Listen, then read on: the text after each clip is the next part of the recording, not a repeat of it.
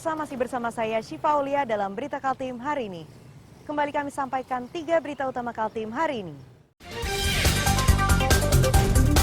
Banjir dari luapan Sungai Mentarang telah merendam 4 kecamatan di Malinau, Kalimantan Utara.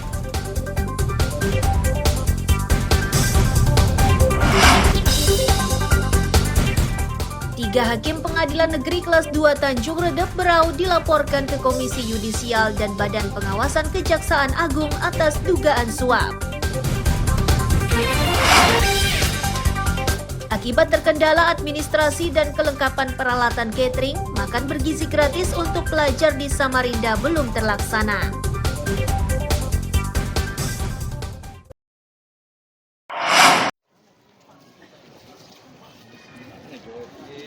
Memastikan kesiapan sekolah sebelum program makan bergizi gratis bergulir.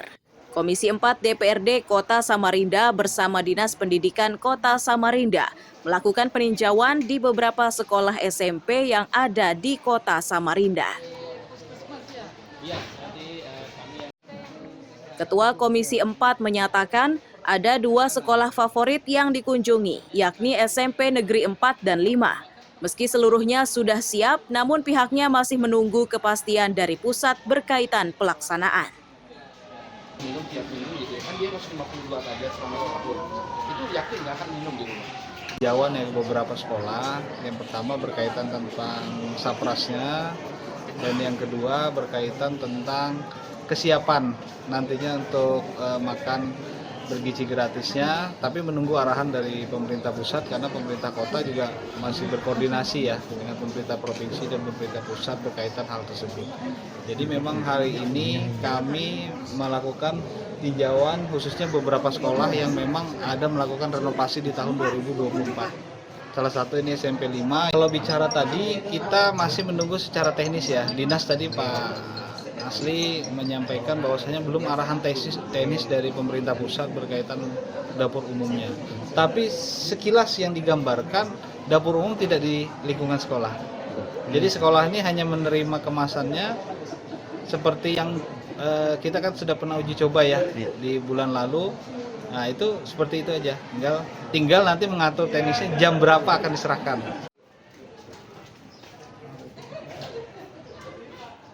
Sementara Kepala Dinas Pendidikan menyatakan program makan bergizi gratis yang seyogyanya dilaksanakan pada hari Senin 13 Januari 2025 urung dilakukan lantaran terkendala administrasi.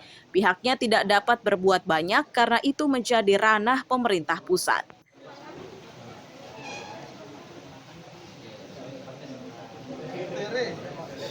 Kita di pemerintah Kota Samarinda itu prinsipnya mensupport ya. Saya juga selalu diskusi dengan Pak Dandim. Saya dapat kabar pada Sabtu pagi ya kalau nggak salah itu bahwa ada penundaan untuk penyelesaian administrasi di internal mereka ya. Pak, ada rencana rapat dengan pihak terkait, Pak? Saya kira kita menunggu karena saya dapat info juga bahwa BGN Badan Gizi Nasional itu untuk cabang Samarinda minggu ini akan ada. Semoga juga ada supaya bisa lebih memudahkan kan gitu. Siap.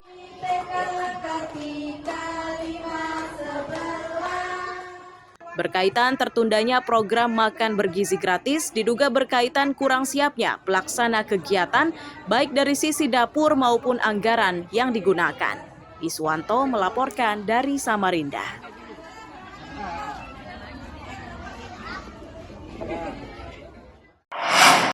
Sudah ada 47. Pemkot Balikpapan dalam keterangannya menyatakan makan bergizi gratis atau MBG yang seharusnya mulai diberikan awal Januari 2024 masih belum terlaksana. Itu karena Pemkot masih mematangkan persiapan dengan melibatkan lembaga terkait.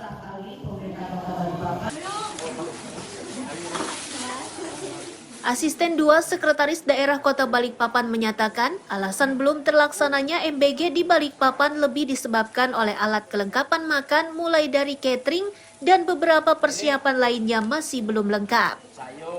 Untuk pelaksanaan makan bergizi gratis ini terdapat 3 usaha catering yang dilibatkan.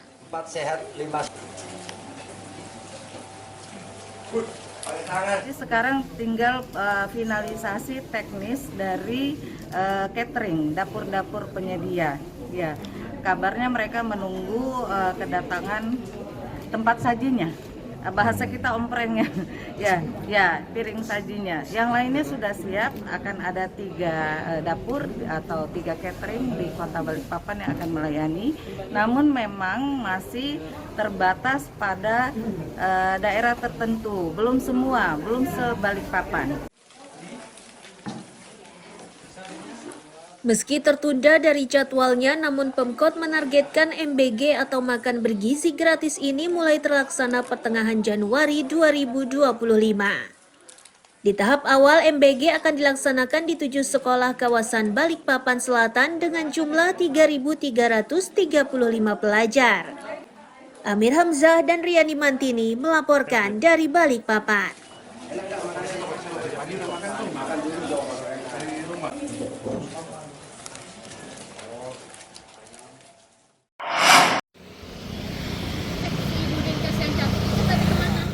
Balikpapan memastikan diri sebagai kota di Kalimantan Timur yang telah menyiapkan diri untuk mendukung program aglomerasi transportasi atau integrasi transportasi ke Ibu Kota Negara atau IKN.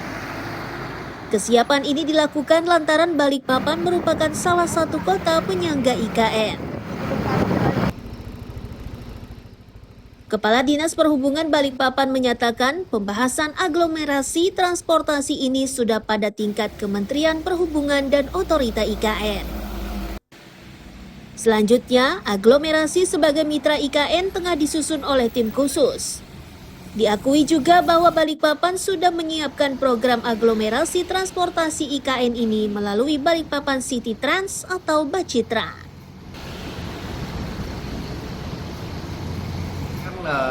Kita baru kemarin kumpul di IKN, difasilitasi oleh Kementerian Perhubungan.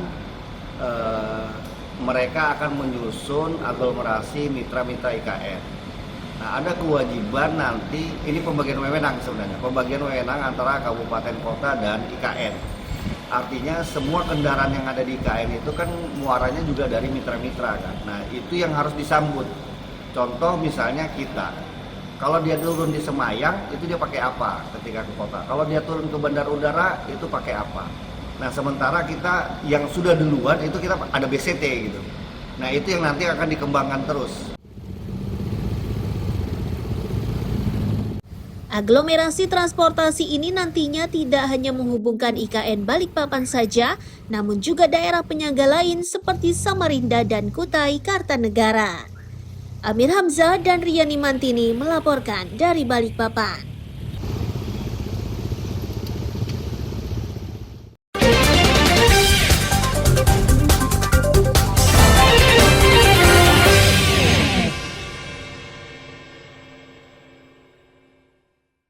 Berita tadi menjadi akhir perjumpaan kita hari ini.